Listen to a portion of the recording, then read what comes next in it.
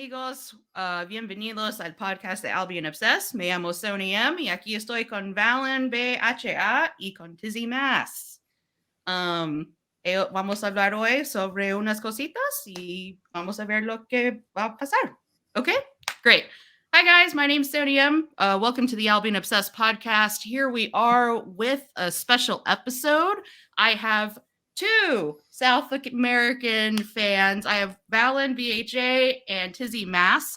Valen is actually one of the biggest South American streamers here with the Brighton fan base. And of course, Tizi's one of his friends, and he's actually a Wolves fan. So we're going to talk to them both about how they got into Brighton and with Tizi the Wolves, and basically how they kind of found themselves with the Premier League, because I'm sure everybody has a different path.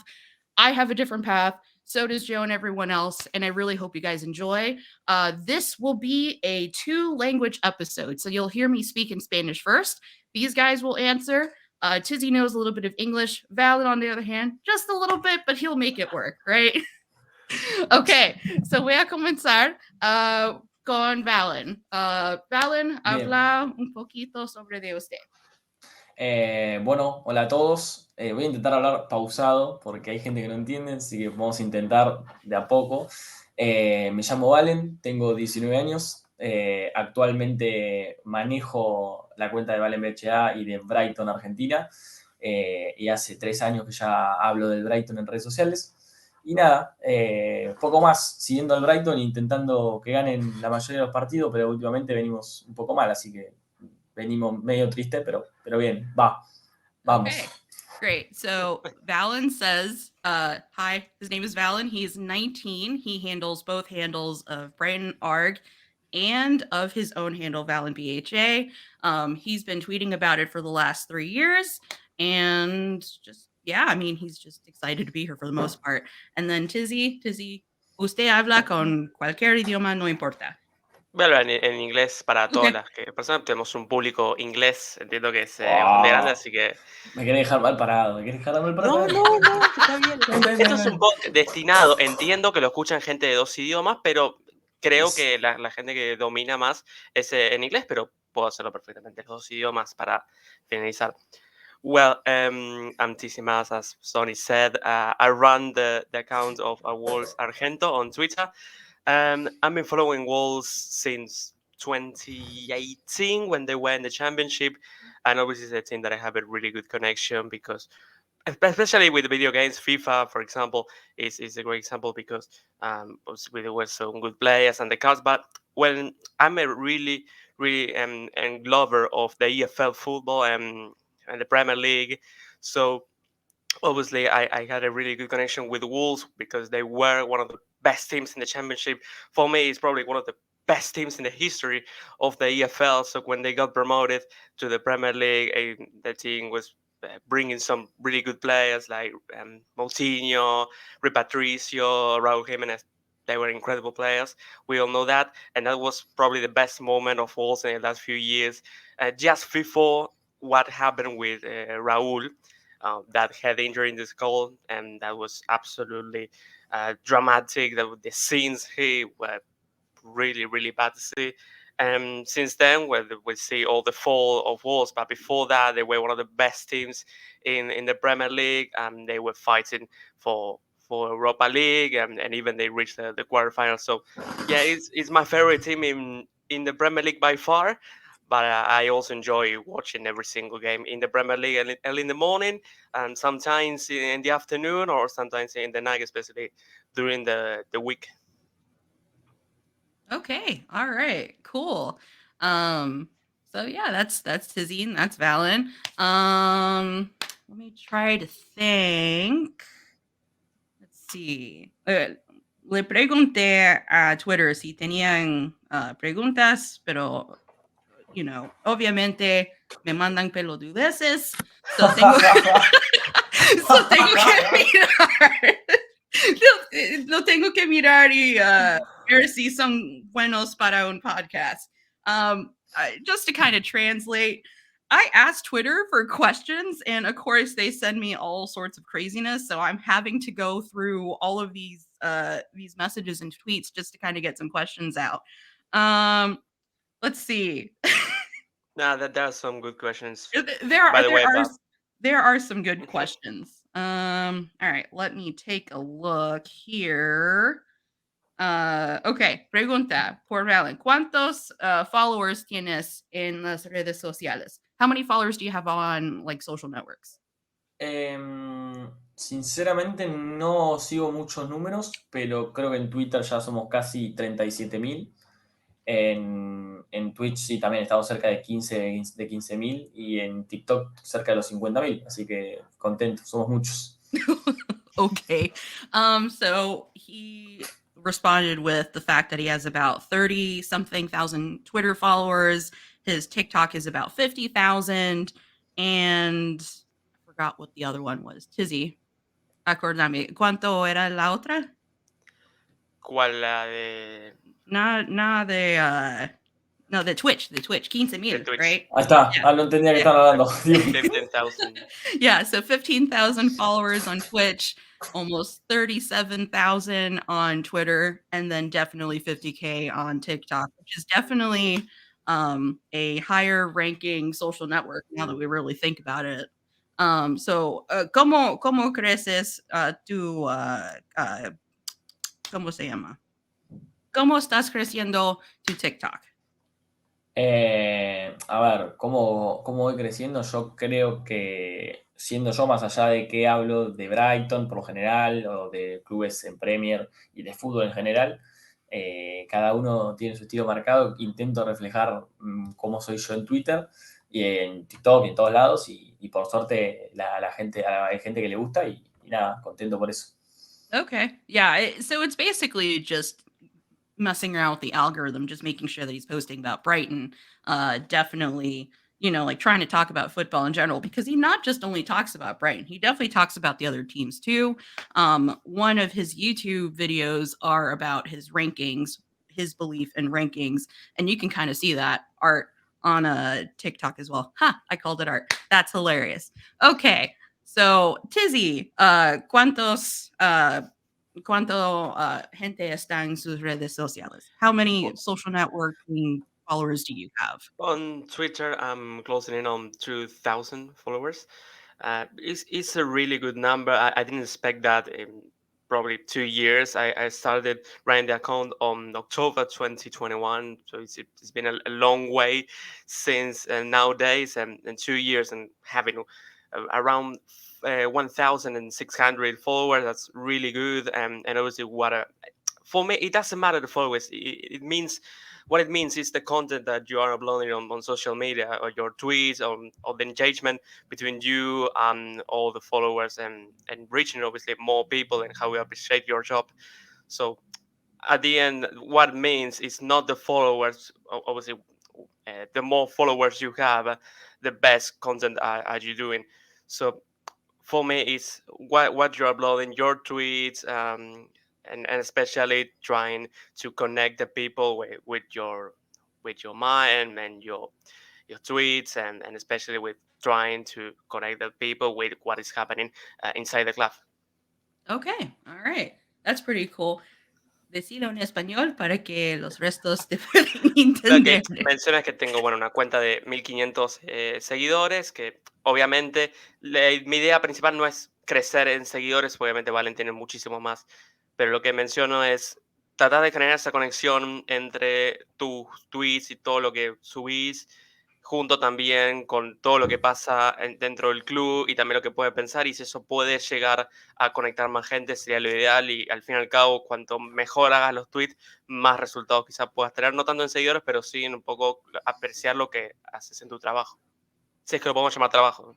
Para mí Claro, lo es. aparte, si me meto, para mí Tizi es 10.000 veces, tiene 10.000 veces mejor cuenta que la mía, y bueno, nada, yo tengo la suerte de que al Brighton le ha ido bien, a Wolves ha sostenido, pero Brighton ha tenido muchos dominicanos, y bueno, yo tuve la mala suerte de que se vea más mi cuenta, nada más, Nah, cuando no es hablo en mala Twitter, ¿no? suerte. Cuando hablo en No, Twitter, mala después, bueno, suerte. nada. Después en otros lados, ya sin Twitch, la gente quiere verme gritar hasta las 3 de la mañana, ya no, yo ya no tengo nada que ver con eso, ¿no? Y el Brighton tampoco, pero bueno. So Valen basically was saying that he admires Tizi a lot more, despite the fact that he does have a large amount of followers. It's just a visibility kind of deal. Most people like to watch him on Twitch because he does rage online whenever he comes and plays like FIFA, especially FC 24. Sometimes PES will be involved, and then we also, at least on his stream, we play football 11, which is something that he likes to do. Yeah, the Which is a passion lot of fun. of uploading content on Twitter is really important. What your passion that you are really enjoying what you're doing on social media. For me, obviously, I like uploading Twitter. I like watching games, football games. But obviously, I have another jobs, another work that I spend more hours doing that. And for Valen, he is a full time making streams and watching games. So that's really good, and I fully appreciate what he's doing. Yeah, for sure. No, he's definitely one of the best streamers that I've seen online, which is how I ended up following the Brighton Art Twitter account and was like, oh, sweet, there's a Spanish fan base I should watch. Um, yeah, I mean, it's definitely one of those like labor of love type deals. I don't know. I was really impressed by his work, which is how we ended up all kind of coming in together. So I have followed Valen for about 5 or 6 months now. I am a subscriber of his because I love his work, despite the fact that he does rage a lot. It's fantastic. If you ever get the Te chance, enojas mucho, te enojas mucho. if you ever get the chance of watching a stream of his, please do, because it is definitely Even a lot of even fun. if you don't understand the language, you will fully understand that he's not enjoying what he's doing, and he rages plenty of times. But yeah, that's funny at the end. Yeah, no, absolutely. Si no ha visto a Valen at Twitch TV uh, / what is it, Valen BHA? Sí. See? Valen Yeah, BHA. yeah. Twitch TV / Valen BHA. Si no lo han visto, lo tienes que mirar, ¿ok? Contenido muy bueno, 10 más 10, like, that's Calidad. Every other day. yeah, casi todos los días, porque este Bueno. pelotudo unas veces no llega a los streams. That's why it's every other day and not every single day. Uno hace lo que puede, uno hace lo que puede. Che, me están quemando, no me quemen enfrente de la gente. He says that we're cooking him live right now. No, it's absolutely deserved. Absolutely deserved. Okay, so, all right. Tengo que mirar que vamos a preguntar más. ¿Qué clases de músicas te gustan? Porque yo sé la música de Inglaterra y de los Estados Unidos es muy diferente, pero, like, ¿cómo son su estilo? No sé, que responda a Tizi primero, que lo tiene más marcado. Yo la verdad que me gusta todo, así que no tengo nada para... I basically asked what their favorite music is and like what their music taste is like, because of course everybody in the UK has a different taste. In the United States have different tastes. Like, I don't know if we have the exact same or different ones. I'm asking these guys, like, what's up? Yeah, despite the fact that in Argentina the taste of the music is probably rap trap and probably one of the Latin America taste. For me, the best genre by far is metal, rock, heavy metal, black metal, and obviously there's plenty of really good bands that I'd like to see in one day in my life here. But obviously, I appreciate the other genders. I'm used to hearing heavy metal because I had a really good connection with heavy metal. I feel passionate when I hear that.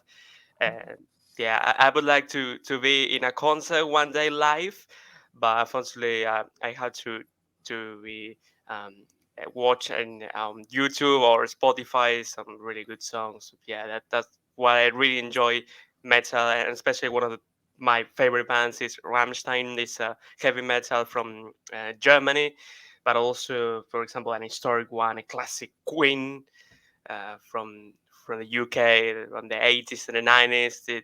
Obviously, despite that, it isn't very popular in South America. There's a really good community around the world, and we all appreciate that what they've been doing over the last few years.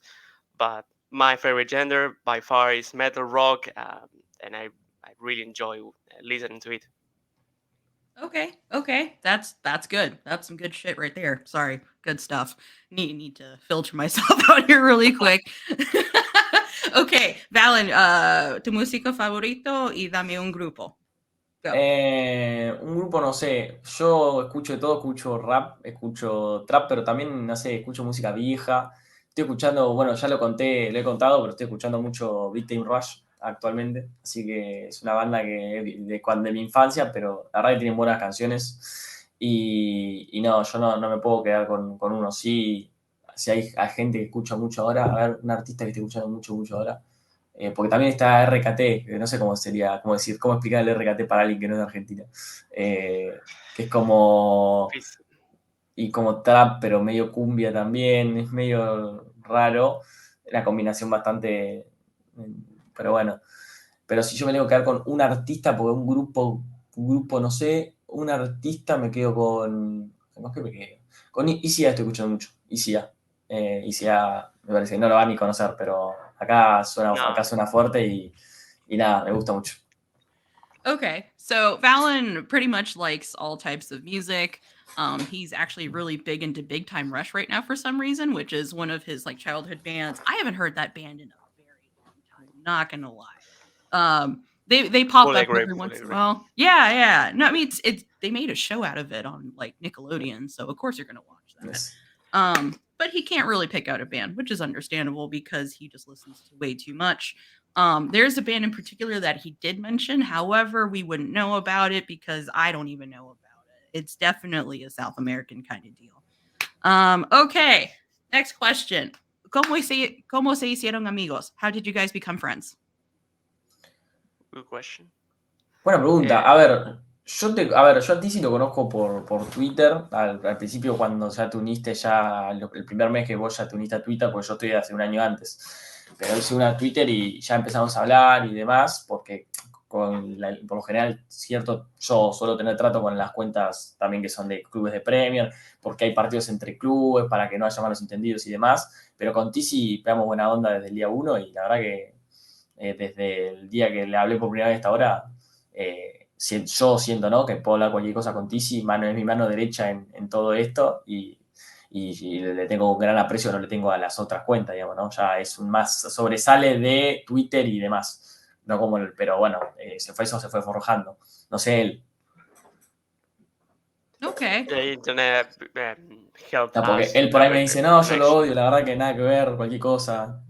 Puede Es un ser, puede ser. pelotudo, me cae como el Te voy a- culo. Sí, te voy a decir algo acá para quedar bien, pero en realidad te odio. Nah, porque- sí, está bien. No, pero en realidad tenemos una buena relación, porque básicamente, bueno, obviamente internet ayuda un poco y nunca nos conocimos personalmente, pero la realidad es que nos mensajeamos bien y Está siempre pendiente, tenemos buena boludo. O sea, conexión. en algún momento lo vamos a conocer, no Sí, funciona sí, así. obvio. Pero sabemos que ¿cómo se llama? Tenemos de amigos ya 1 año y medio que nos conocemos bien. Y él empezó en Twitch y también lo ayudé mucho porque me gustaba también lo que estaba haciendo él. Así que en parte un poco esa conexión de obviamente el fútbol inglés, ¿no? En parte el fútbol inglés ayudó en que nos conocemos mucho más. Yeah, so these guys are actually like really good friends that have been stemming from like the last year and a half. They Valen over here was trying to reach out to different Twitter accounts and whatnot, just because everybody plays against each other. He just wanted like a good base to go off with, and he ended up meeting Tizi online, and they started getting along really well. And now like they're like super best friends. Like Tizi's his right hand man, like hands down. Like that's a true bro right there. And that obviously surpasses not just online, but we're also talking about like in life. Like these guys are like this. So they're definitely really good friends. And like Tizi mentioned, he also was really attracted to like what Valen was working on online. And so he was just helping him out with whatever he could. And there you go. Now you guys have a good pair right there. Okay. Let's see. ¿Qué preguntas tienen por mí? What questions do you guys have? Because I'm sure there's a bunch. ¿Cómo te hiciste hincha del Brighton? Te iba How a do preguntar lo you mismo. start supporting Brighton? Yeah. So, el año pasado, porque yo follow baseball, yo miro baseball, mi equipo estaba perdiendo 100 juegos. en el año y perdieron finalmente como 107. So, tenía que mirar otro deporte porque ya me estaba poniendo, Estaban haciendo tanking, ¿no? Estaban yeah, una especie de yeah, tanking. yeah. Estaban haciendo Es entendible. tanking. Es Yeah. entendible. Y un amigo mío me llevó a un juego de la MLS y no sabía nada de fútbol, solo fui porque me dieron un boleto gratis. I was like, fuck it, I'll go. Y después de eso me gustó que era rápido, que, es más técnico que béisbol. Béisbol es fácil, solo se para ahí y le pega la pelota, si lo pega, great, si no, then, estás perdiendo 107 juegos. Pero miré un juego de Manchester United con Brighton el primer día del Premier League y no sabía ni los equipos, ¿ok? Solo sabía Manchester United porque mis amigos eran hincha del Manchester United. So, miré un día y Brighton ganó y me gustó los colores, me gustó el equipo, Graham Potter cuando estaba ahí y después de eso dije, ok, este es mi equipo. So fui a Twitter, le dije hola a todos y después de eso, el resto es history, really. The thing got by, and obviously starting watching a really excited team like Brighton, and obviously enjoy watching games. It's not the same with Wolves. It isn't the same with Wolves, but obviously we're just trying to get by and survive in the Premier League. Yeah. So what I said earlier, basically, and I don't know if a lot of people were able to watch one of the first podcasts that I made with Albion Obsessed, but I was watching a baseball team that was losing 107 games, and I needed a new sport to watch. I ended up going to a DC United game here in Washington DC with a guy that I was seeing, and I really loved it, and somehow I ended up on this podcast. Who knew? Who knew? Shout out to Twitter for that because they're the real MVPs right there. Okay, so next question. Vamos a hablar sobre los equipos que ustedes miran en Argentina.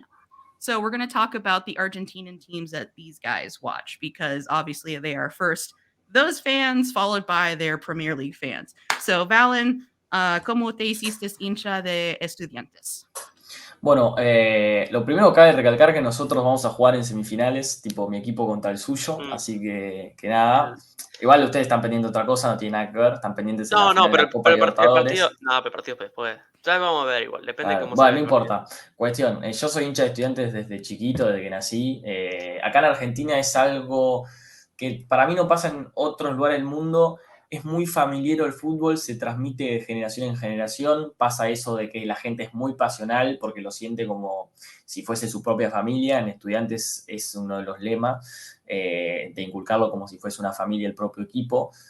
Porque Estudiantes, el propio lema, uno de los lemas es que es la familia más grande del mundo, como muchos lemas de muchas instituciones en Argentina, porque se vive de esa manera, ¿no? Y yo lo viví, a mí se me transmitió por mi abuelo me hizo hincha de Estudiantes, y hasta el día de hoy, todos los días, porque desde que tengo conciencia, digamos, quiero que hagan Estudiantes, sufro por Estudiantes, y a veces me alegro, a veces tengo esas rachitas cortas. So Valen was explaining that football in Argentina is passed down by generation. Like if your family follows a particular team, they're going to keep passing that love down. It's definitely a community thing. It's definitely a family thing. They're part of their identity. It's very huge in Argentina, and I didn't realize it was huge until I started watching these guys. So for him, he follows Estudiantes de La Plata. Of course, that's one of the teams in their Argentinian Premier League. And then, of course, Tizi. I actually don't know too much about Tizi's team, so let's go with that. Tizi. Sobre Boca Juniors? See? Yeah.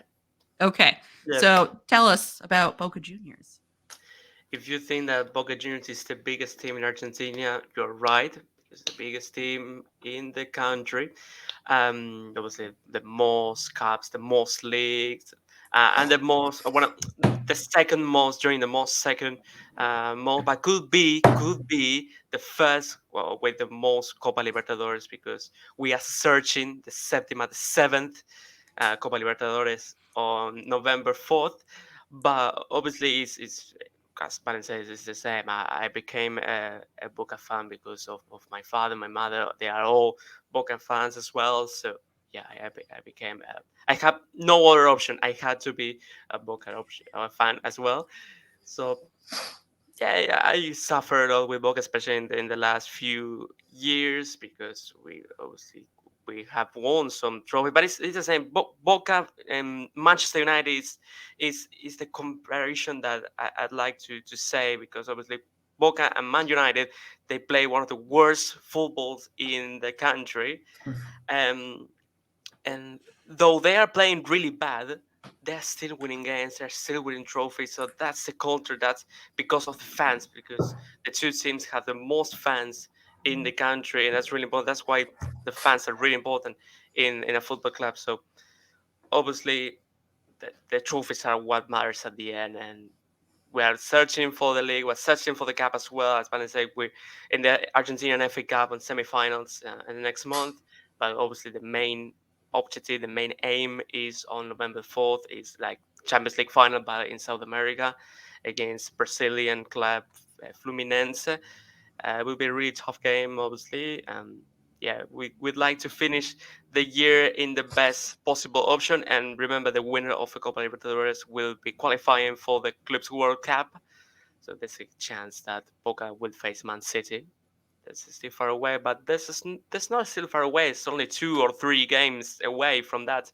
So yeah, why not Boca against Man City? But first of all, Copa Libertadores final on November the 4th. If you'd like to see that final, it will be a huge game in Brazil. But if you didn't see Stadium Boca La Bombonera, if you'd like to see that game, a game in La Bombonera, that stadium, you could see a game or in YouTube. If you had the opportunity to travel to Argentina and go to La Bombonera, it's an incredible experience, unforgettable, and surely you will be very well received here. So yeah, Boca, the best team in the country by far, and surely you will enjoy watching games because of the people, but not because of the football, because we play so bad sometimes.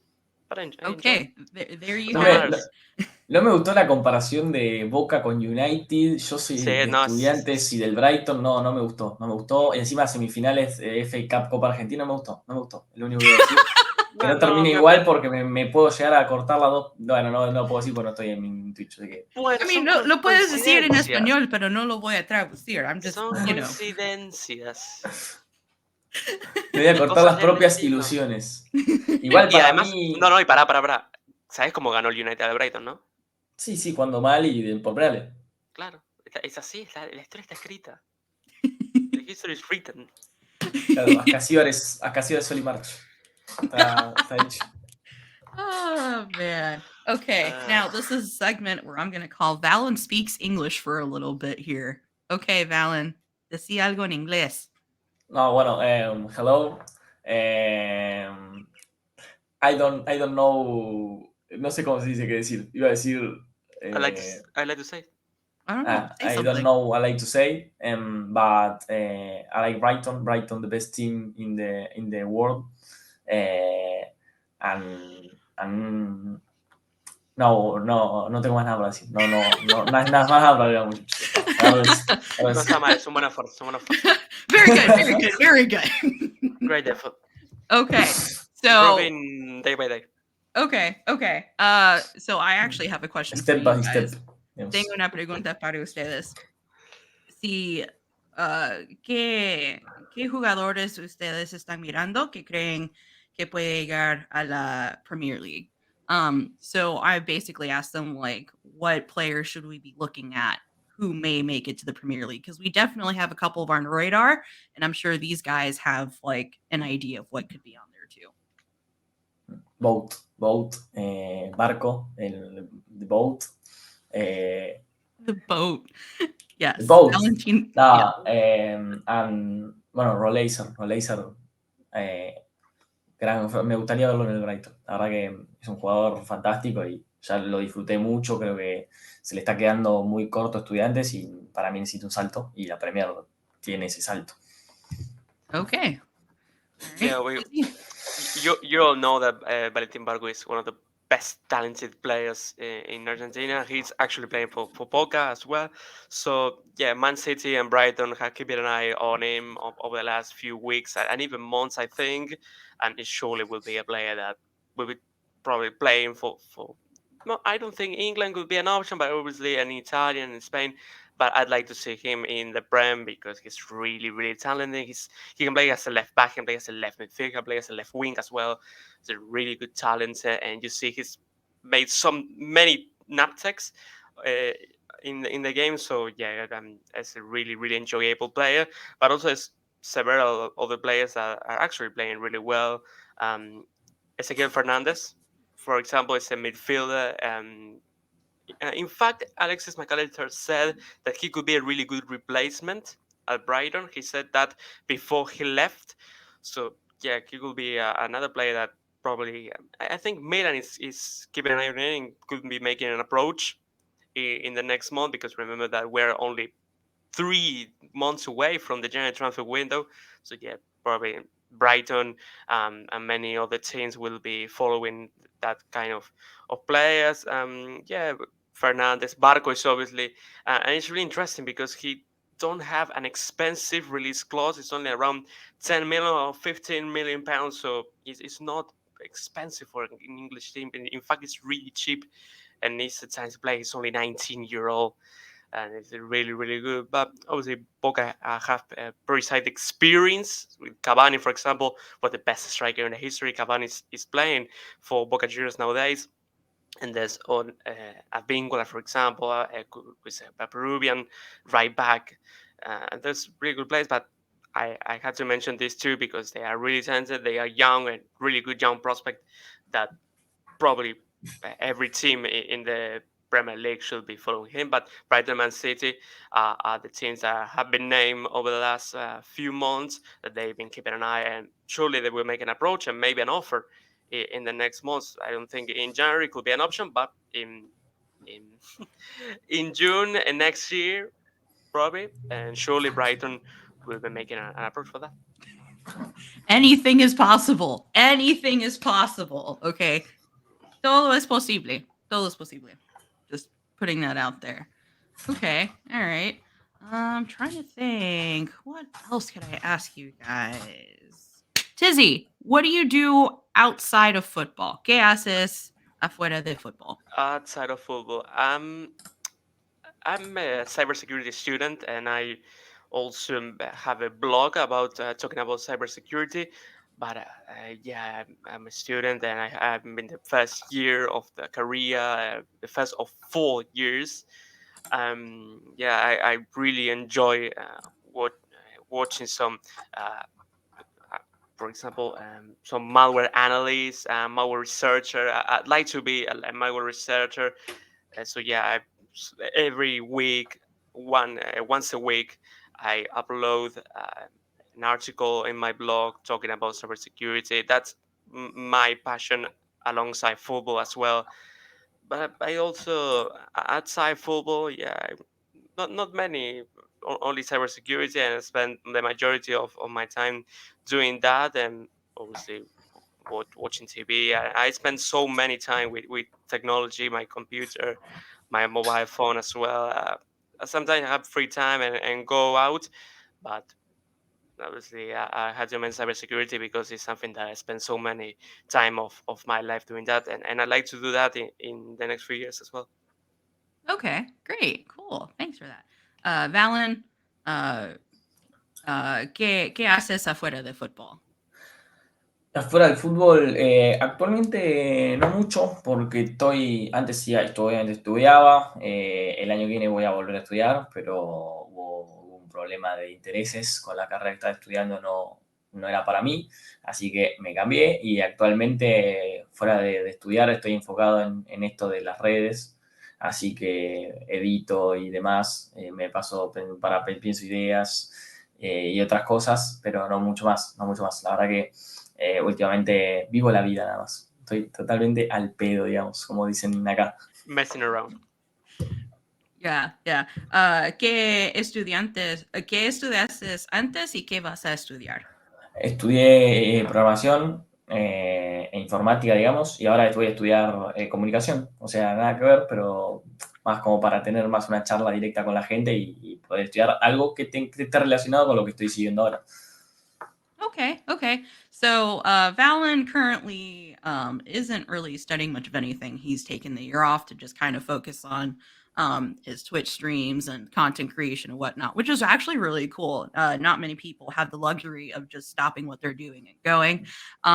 He used to do IT, and now he's actually going to go into communications, which he hopes will kind of bolster his his interests in not only streaming but also like out in the world, because who doesn't want to be like technologically cool, and also have a better rapport with people out there? Like that's a pretty nice deal. Trying to think. So para ustedes, yo trabajo, obviamente, pero yo estoy en información técnica. So yo hago como inventoria, hago como preservaciones de un edificio de casi 120 años. So yo hago muchas cosas. Antes hablaba con gente en sales, en ventas, pero ya no hago eso porque ya no me interesa. Voy a matar a alguien si hago eso otra vez. So I basically told him that what I do is pretty much IT stuff, but I mostly work on the inventory side and on the real estate preservation side. So my path to football is not anywhere close to my actual life's work. So I know a lot of people don't know that, but now you guys know. Like we're all talking about work. We may as well like discuss what we're into. Yeah. Let's see. I'm trying to think. ¿Cómo decís hobbies en español, Tizi? Hobbies. También. Okay. Oh, hobbies? Okay. ¿Qué hobbies ustedes tienen? Watching football should be considered a hobby. Claro, yes. Yeah. I agree. Okay, cool. They all watch football as a hobby. Playing football as well. Okay. Obviously not every single day, but only once a week, twice a week. That's Okay. the time, the space of time in the week. So yeah, why not? I know that family is a huge thing for football. Have you guys gone with like friends and played football? Like, did you guys play football when you were younger? Is that kind of how you got into the path that you guys currently are? I used to play football for around, I think, 14 years, 13 years, a lot of time. But yeah, I'm now used to watching football games probably every single weekend, every single day. But yeah, I'm used to playing football and probably in with my neighbors, with my friends, and not professional, some amateurs games. Like for example, in England, they all say the Sunday League, was just like that. But yeah, I'm not playing football like that anymore, and I'm just messing around with my friends playing football, five aside, eight aside, during the weekend or even on Fridays if I had enough time. So yeah, that's why I used to play football, and now I'm not doing that anymore.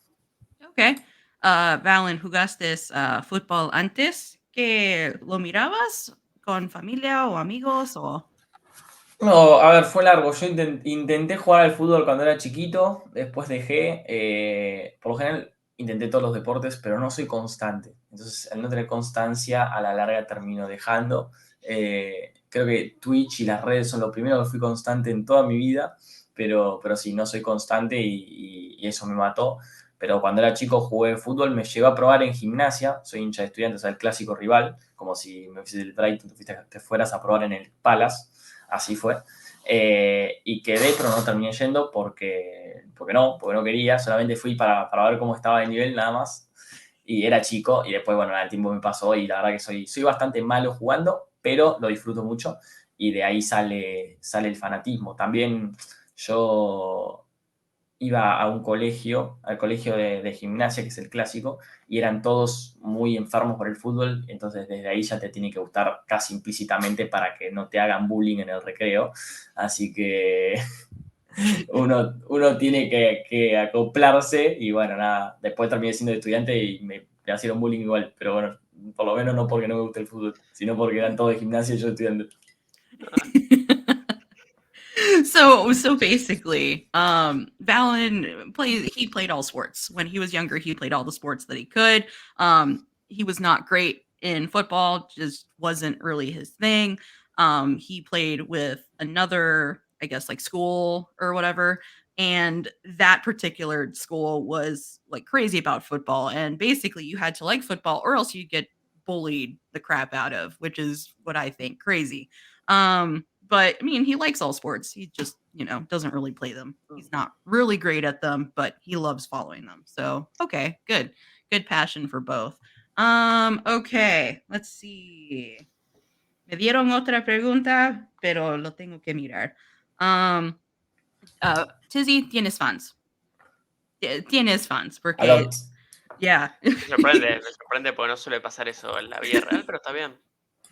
Yeah, I mean, like everybody that I was talking to earlier was like, yeah, we should support Tizi. Like Tizi's great. That's the whole running joke with this, right? Like if Valen and Tizi are together, everybody will support Tizi and nobody will support Valen. But that again, running joke.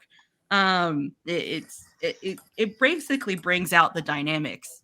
Lots and lots of fun. All right, let me see what Twitter says because I know people said something.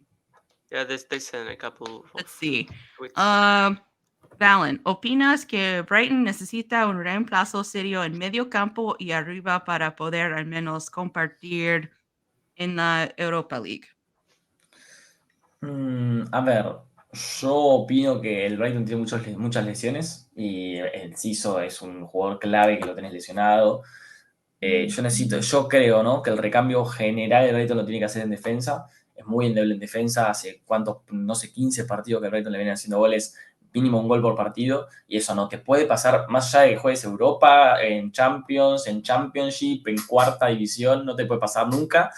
Pero sí, yo creo que necesita un recambio de todo. Pero por lo general yo haría más hincapié en la defensa que en el mediocampo y en la delantera. Pero, a ver, tampoco me disgusta el recambio que tiene el Brighton en la mitad de la cancha. Jugadores como Baleba, que todavía no rindió, no puede reemplazar a Caicedo un día para el otro, pero es un gran jugador.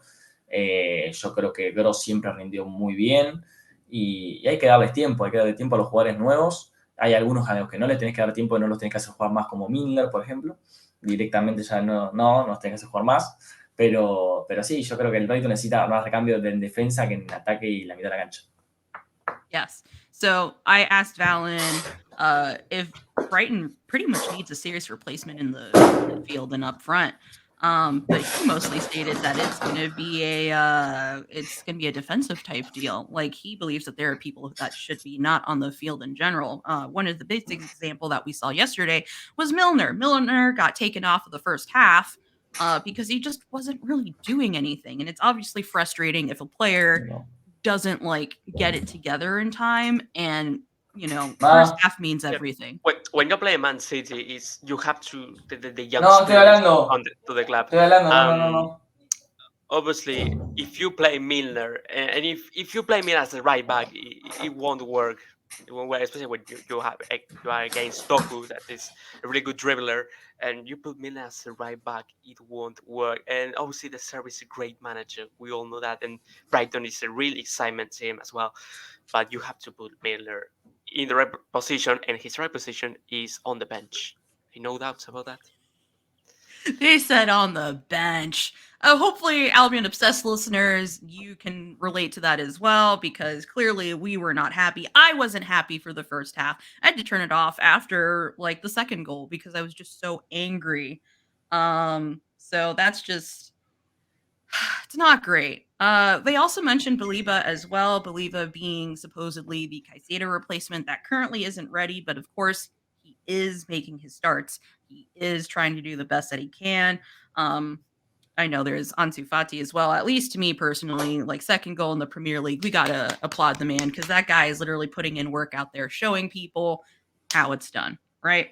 Okay. Second question. Let's see. ¿Qué opinan del doping positivo del Papu Gómez? Es que tampoco, no sé qué opinar. La verdad que hay dos versiones, veremos cuál es la oficial, porque la versión es una que se dopó para obtener una mejora en el rendimiento, y la de él es que usó un jarabe de la hija. Veremos qué versión es la correcta. Lo que sí, hay mucha gente que por el doping del Papu Gómez desmerita a Messi, la Copa y demás. Dicen que obviamente que jugaron jugadores que no podían jugar. Buscan excusas para desmilitar al mejor jugador de la historia del deporte. Así que nada, si es por ese lado me da risa, y si es por el lado de él, y bueno, estaba jugando en el Monza, tampoco que tenía mucha carrera por delante, ya está, se le había terminado la carrera, estaba en las últimas, así que mejor que salte el caso ahora. Pero ponele, le querían sacar el campeonato del mundo. No, eso no sé si estoy de acuerdo. Tampoco tuvo tanta incidencia en el propio juego como para decir le podemos sacar el título del mundo al propio Papu Gómez. Pero bueno, no sé qué opinará Tizi. Sí, What do you got? ¿Qué tienes? he actually played 2 games in the World Cup, and he was a new sub in the final. So yeah, obviously he played games, and so I don't think this should affect Argentina at all. But obviously for him, is it the same? For example, for what we've seen of this kind of betting actions, for example, like Soni and Senor Tonali. This is different. We see, for example, Tony. He was banned for 8 or 9 months. I think this is 2 years. That's a lot. I think 1 year is enough. But when you see other players that have been in this situation and they receive a 2 years ban, yeah, they obviously probably we can complain that. But if Pablo receives what he received is a 2 years ban, at the end you can't complain that because there were so many players that received that 2 years ban as well. So yeah, it's difficult. I think the things will we will get the things correctly in the next few months. So yeah, but obviously, if he had eaten that kind of medicine or something that his game will improve and will be a little bit better. Yeah, he and obviously his friends or even his agent and the club can't complain that it's a 2 year span, and if he is forcing probably a retirement in the next few weeks because he's closing in on retirement. Is still an old player, and he's playing at Monza in Serie A.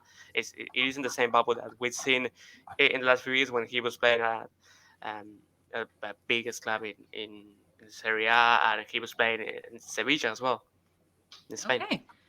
Question I asked earlier to kind of give a little bit of context. One of the Argentinian players on the Argentina team is currently being investigated for doping, which obviously, if you guys know, they won the World Cup last year, and people are kind of worried like whether or not it'll affect it. Valen thinks otherwise. He doesn't think it should affect it, and same thing with Tizi, I suppose. Like it's either a forced retirement, or just him just getting slapped with like a year ban or a 2 year ban.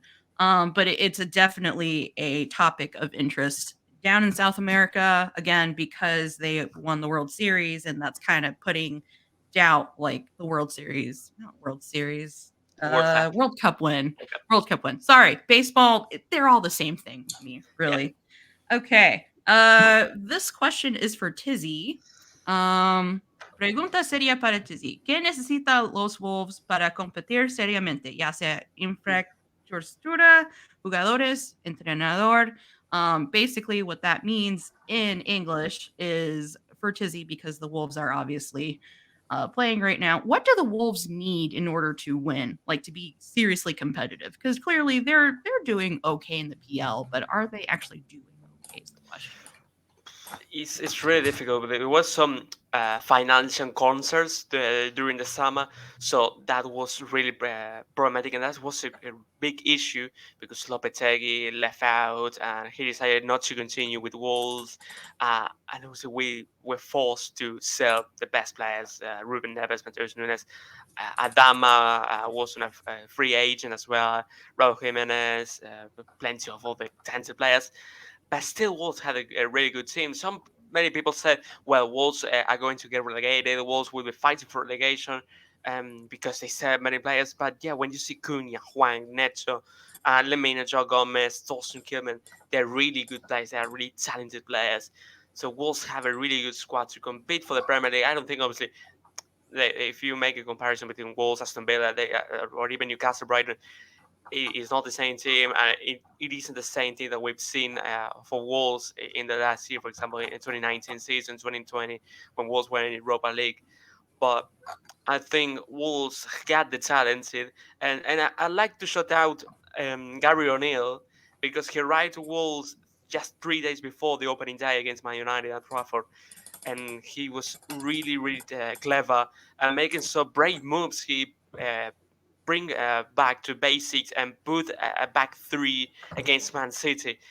Just 3 or 2 days after Wolves were knocked out of the Carabao Cup against Ipswich Town 3-2 when Wolves were winning 2-0, and it was a turnaround, and everyone was claiming for O'Neill's head. But just 3 days after that, Wolves won at Molineux 2-1 against Man City. So obviously everyone was one with his hands on in the head and said, "What happened?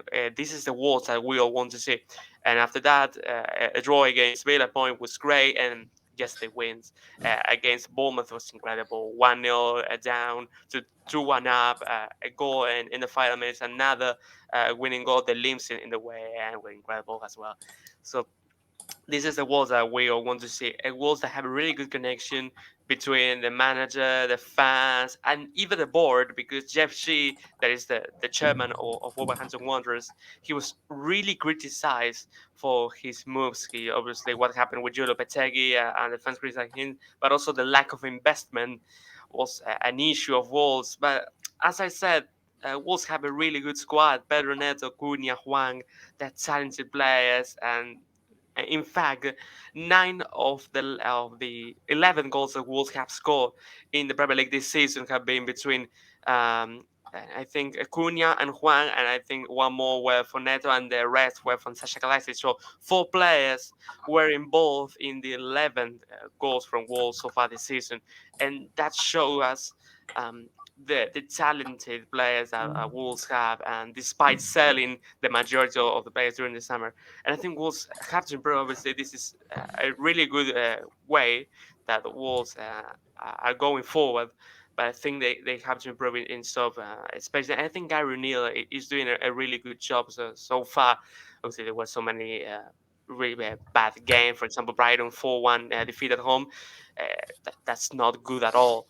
But when you see the stats and when you see all of the performance, I think Wolves are in a really good position. They are in the position that say they should have, which is in the mid-table. And I think Wolves won't be fighting as a relegation. They are really worse teams like Burnley, Bournemouth, Luton, plenty of more teams that are worse than the Wolves. But obviously, it's difficult to say and say Wolves will be fighting for top 10 because I think this will be a transitional season. Was, for example, Matt Hobbs, the sporting director, he is not saying that, but he's acting like Wolves should be, for example, just surviving this season, and then we'll see what happens next season when Wolves won't be with financial concerns next season, and they could bring some really good and talented players like we've seen with Raul Adama, Diogo Jota. That team from the 2019-2020 season was incredible and was have beaten Man City in that season in the 2 times at Etihad and at the Molineux, and we all know that Wolves were really good at the time. But I think this Wolves thing will surprise many people this season. And 4 games unbeaten. Next up is Newcastle at home. really hard, really tough game. But I think Wolves are in a really good direction. And yeah, if we finish mid-table, I'd take that. I'd be very happy with that because despite the fact that we have had concerns and so many issues during the summer in terms of financial problems, this whole thing with Gabriel and Ned Cunha, Wang, all are doing a really good job. So I appreciate and I enjoy what we've seen over the last three matches. I enjoy that and I take that and I want to see this Wolves team playing even better. And yeah, that's it. All right. Well, there you have it. Long conversation about Wolves. They're definitely a team that we were definitely afraid of at one point, just because of the way that we were playing. Except last year's 6-0 game that I was there for, 10 out of 10, best game I've seen. Yeah, So, Brighton were battering us and scoring so many goals against us, but yeah, I would say Brighton is a really good team, and they'd like to battle the teams. 6-0, The everybody, 6-0, but the 6-0. 6-0 was with Junior Lopetegui, and he's not here anymore. A There you 4-1 go. was with Gabriel, and that's truly an improvement. That's Actually, scoring a improvement. goal and conceding only 4 goals, that's truly improvement. And we'll see what happens Four. at Amex in January in the next months. I take a 3-0 defeat at this point. Okay. All right. He'll take a 3-0 defeat. I'll take a 6-0 again. Like, as long Oh, as no. I'm there, we can watch this. Okay. Valen, question. Alguien preguntó, ¿es una decepción en Brighton en competencia europeas con lo que demostró estos últimos partidos? Sí, no. Sí, no. Debería, para mí, contra la AEK Atenas pecó de no tener experiencia en el torneo porque le ganan por ser un equipo sin experiencia. Si vos analizás el tercer gol de la AEK Atenas, es una jugada en donde queda Lamptey marcando al delantero rival, que le saca 3 cabezas, Lamptey le va a chocar y ya quedan 3 contra 1. Y aunque Steel la ataja, le queda el rebote a, creo que es Ponce el que termina liquidando el partido. O sea, es una jugada que no te puede pasar siendo local, teniendo la obligación, la pelota. Vos no podés quedar tan atrás, porque cada partido cuenta. Entiendo que en la Premier League vos tenés 38 fechas. Si te va mal en una, tenés 37 más para hacer puntos. Acá ya es algo más complicado. Entiendo que tampoco te podés quedar atrás. Estaba bien el Brighton yendo a buscar la victoria, pero yo creo que puntualmente ese partido lo pierde por inexperiencia, sinceramente, porque no puede quedar tan mal parado en defensa. Por lo menos el primer partido. Y después, contra el Marsella, el primer tiempo del Brighton fue desastroso, pero en el segundo tiempo mostró carácter y es algo que es para guardar, porque desde que el Brighton mostró ese carácter, jugó mejor contra el Liverpool, contra el City le pasó lo mismo el otro día, pero está mostrando ese carácter de ya no hace falta tanto jugar tan bien como para hacer goles. Entonces eso es importante. Y quedan 4 partidos. La decepción va a ser si cuando termine la fase de grupos, si el Brighton no pasa a ninguna competencia, más allá de quedar afuera acá, pero por lo menos clasificar a Conference, que también para mí es una decepción, pero yo creo que les queda mucho. Ahora al Brighton le viene Ajax. Es un partido que está obligado y Ajax perdió 4-3 contra el Utrecht, creo que se llama así, algo así, un equipo holandés. Está anteúltimo en la liga holandesa, la Eredivisie. Tienen un montón de problemas dirigenciales, más allá de la estructura como equipo, que también es mala. Así que el Brighton está obligado a ganar, más allá de lo que es el Ajax, el contexto, el rival, las Champions, la historia, y que el Brighton es un equipo inexperto en Europa, que pesa, porque por lo general vos podés jugar bien, pero esas cosas terminan pesando. Al Manchester City, cuando clasificó a Champions, me acuerdo la primera vez, le tocó un grupo recontra difícil y salió último también.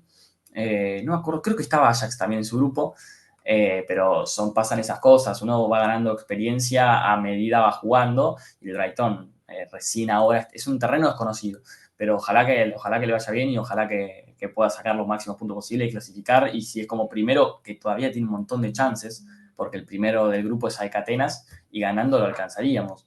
El AEK Atenas creo que tiene que ir a jugar a Francia, si no me equivoco. Ahora o si no, bueno, será en Grecia. La verdad no tengo ni idea quién hace de local en el otro partido de AEK Atenas-Marsella, pero es una posibilidad real. El Brighton gana y se mete entre los 2 mejores sí o sí, pase lo que pase. Entonces, pasás de la decepción a estás a nada de clasificar porque te quedan 3 partidos. Cada partido es una final y el Brighton lo tiene que vivir como tal. tiene que salir a ganarlo y yo confío en los muchachos porque han demostrado en los últimos partidos que aunque tienen errores, falencias defensivas y falencias que no corrigen tanto, atraen tanto en ataque como en defensa, yo creo que el Brighton puede clasificar y que no va a terminar siendo una decepción y ojalá que llegue lo más lejos posible y quien te dice que por ahí te meta un semifinales, campeón, bueno, ya estoy soñando mucho, pero ojalá, Dios quiera. Yeah. So I asked Valen this question, which was like, is Brighton a disappointment in European competition with what they have shown these last games? And for him, he basically said it's a mix of yes and no. I kind of agree the same. It's definitely one of those things where inexperience and a competition of that caliber do not go hand in hand. It's one of those things that you basically have to learn, right? And he also mentioned Ajax as well. Ajax is not doing great right now. They are pretty much in the relegation zone in the Eredivisie for them. So he and I are both agreeing that like it's one of those things that you have to win. Like, yeah, like we're hoping that we get enough points to move out of the group stage and that we're fine and all. I mean, AK Athens still has to go to France, which that is a good luck to them because that's a crazy place in itself. But in terms of Ajax, we got to win this one. We got to win this one this weekend because if we don't, I don't know what we're gonna do. Like we can't be that bad. And definitely with the PL games, it's all about inexperience at this point. And it sucks. It sucks that we have to go down this path. And we've seen Brighton at their best. We've seen Brighton at their worst. And now is time for Brighton to step up and win some games, at least in the Europa League. So, alrighty then. That being said, last minute bits here. Tizi, plug in your socials, please.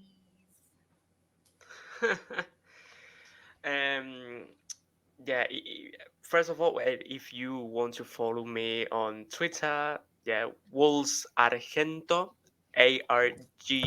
Follow him. ARGENTO, Wolves Argento. Yeah, I upload Twitters and I submit tweets probably every single day. Sometimes I forgot, but yeah, the match tweets are really reliable, and obviously if I submit some important information about, for example, transfer window, I obviously try to search for a reliable source as well. So yeah, and obviously when it's match day and Wolves play really well and Wolves win, and even more when Wolves win in the final minute, like we've seen at Bournemouth.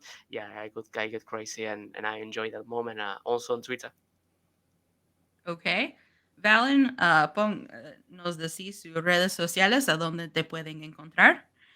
Me pueden seguir. I follow. ¿Cómo se dice? Follow me on Twitter. You can follow me in Twitter. Mira, de todo acento y todo. En Twitter, como me pueden encontrar como Brighton-arg. En Twitch y ya en las otras redes sociales, YouTube, de todo, Twitch, YouTube, TikTok, como Valen VHA o VHA, como más les gusta o prefieran. Y nada, la verdad que subo contenido bastante seguido en Twitter todos los días porque es la que más fácil se puede manejar. Uno puede decir algo, piensa algo y lo sube, pero por lo general intento subir la mayoría de los días contenido en todos lados. Y nada, eso, y si les gusta el fútbol, les gusta el Brighton, les gusta la Premier, les gusta el fútbol en general, me pueden seguir. Por lo general, mi cuenta es más de información, pero también de humor. Intento encararlo más por ese lado, porque el fútbol es el fútbol y uno se hace mala sangre, se enoja, pero la idea es que al fin y al cabo la pasemos bien, nos riamos, ganemos o perdamos. Obviamente se disfruta más ganar, como Tizi que dijo que contra el Bournemouth lo disfrutó. Bueno, uno disfruta, el Brighton hace 5 partidos que no gana, pero ya me estoy olvidando un poco lo que ganar, pero yo confío en que si el jueves vamos a volver a esa senda positiva. Okay. So if you guys want to follow Valen, you can follow Valen at Brighton_ARG. So Brighton ARG. On all of his other social networks, whether it's TikTok, whether it's YouTube, whether it is Twitch, you're going to be finding him at Valen BHA. Obviously, we all have BHA at the beginning of our names. So Valen BHA. All right. Muchas gracias por venir. Era un gusto hablar con ustedes. Thank you guys so much for coming on to Albion Obsessed. I know this is kind of a big deal, especially because you guys don't do this very often and there's a language barrier, but I truly appreciate it. Like, muchas gracias por venir. Era un gusto mío para hacer este episode. Es muy importante para mí porque yo quiero poner la visibilidad de la gente de Sudamérica mirando estos juegos. Es muy importante. One of the things that I wanted to set out doing on this podcast was just kind of elevate the South American fan base, because we definitely have a lot of South Americans on our team. And then, of course, you want to put names to faces that are on Twitter. And like, these two guys are a perfect example of who you want to follow online for more information regarding that. So thank you guys for joining. Thank you guys for listening. Thank you for watching. Feel free to follow Albion Obsessed online everywhere. All good to go. My name is Soni M, and we'll see you guys next time, hopefully on a different episode.